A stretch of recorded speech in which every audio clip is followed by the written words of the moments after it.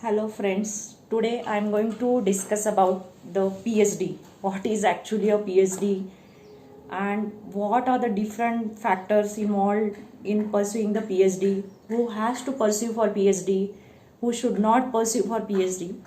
These are the several questions comes in a mind when you try to pursue for PhD. And recently I completed my PhD and successfully I received a doctorate. Now I am going to share my own experiences and understanding about PhD.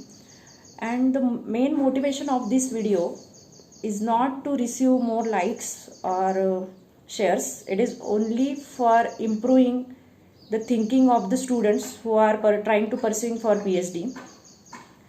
So as per my own experiences, PhD is not a short process. First, you should be clear in your mind that I am going to pursue a very highest degree, which is considered as one of the highest qualification in your academic career. So, this is not a short term or short goal in my life. And if I want to clear my PhD, then I should have few qualities that are required for this education. Few people think that PhD degree, if I receive a PhD degree, I will get a promotion in my career and I will get a good salary. This thing first should be removed. You should not pursue PhD for getting promotion or to help to succeed to earn the more money. It is basically a degree which is going to define the way of thinking. It is going to increase the way how you think, and it is also going to help you for deep thinking. So these things should be keep in always mind that I am not going to pursue this education for earning more money. I am going to pursue this education for increase the depthness of thinking in my mind, because every profession needs different qualities. And if you want to pursue PhD, then you should be always open to take lot of things in your mind in a structured manner. You cannot take things A things and put it somewhere else and B things put it somewhere. You should always be logical. You should always need to define what are the different things I am going to pursue in my PhD, how to assemble that, how to make separate, which thing I should need think more in deeper sense, what should not think. So during taking the admission for PhD, you should be clear about that. It is a procedure, minimum procedure in India for 5 to 6 years I need for this education, and I should be completely mentally stable while pursuing this education. Most of the chances that impatient people lose their patience, and due to which they do something mishap with themselves. So you should be mentally stable, and if you don't have that quality, or if you are always thinking that I should always get an instant benefit, that attitude is not useful in PhD. And if, for example, if you have that attitude for getting the instant benefits, then you should always try to improve yourself, not to think about the instant benefits or instant profit, because it is a long procedure and this degree is going to check your patience and even stability. And this is, I think these are the two qualities every PhD student should have. One is the stability and second one is the patience. First thing, when you enroll for PhD, you need to select your research guide and you need to select your research topic. I think I am not considering the research topic is very important for pursuing a PhD. As per my opinion, who will be your research guide? I think this is the one important factor which is going to affect or even improve your life in another direction. So it is very useful to focus on the topic who will be your research guide. It is actually an open question, and if you are at a good institute, you will get a choice to work with whom you want.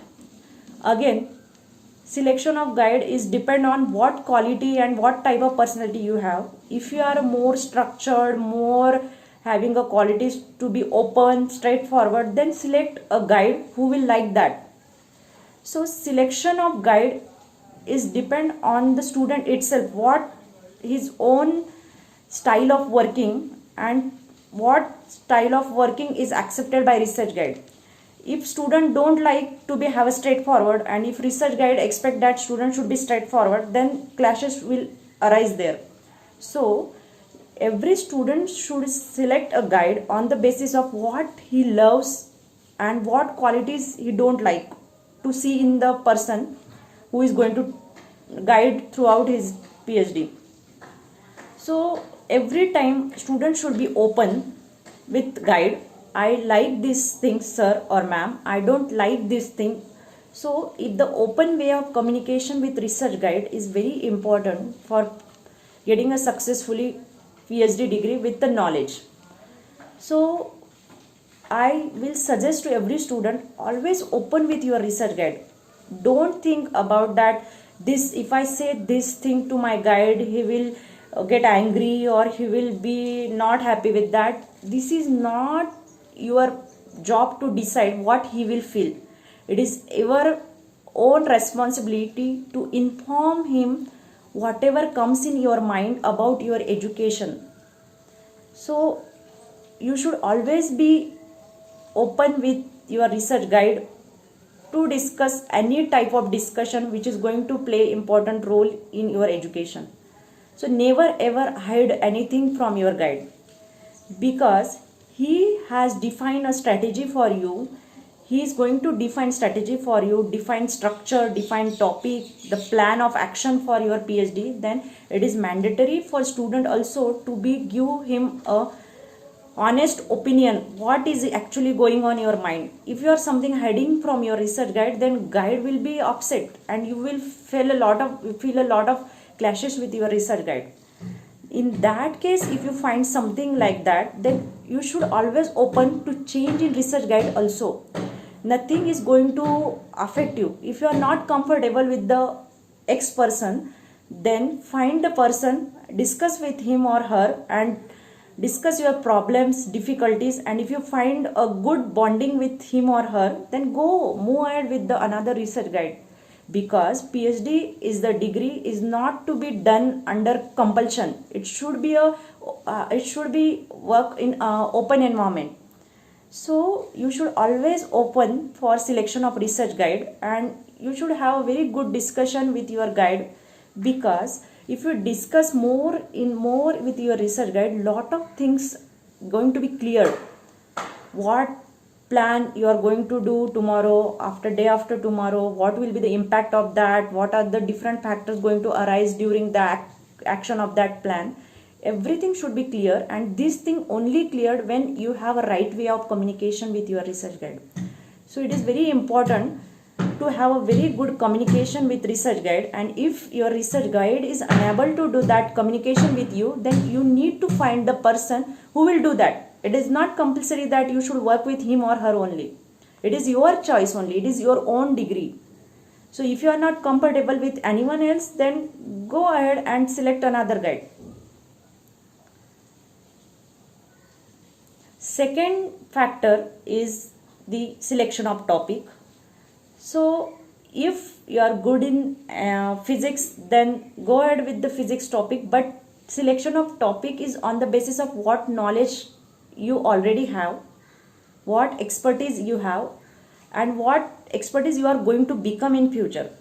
But as per my experience, if you have a very good communication with your research guide, then you can learn anything even you haven't learned earlier. Also, that is also possible if you are in a right environment and with the right people.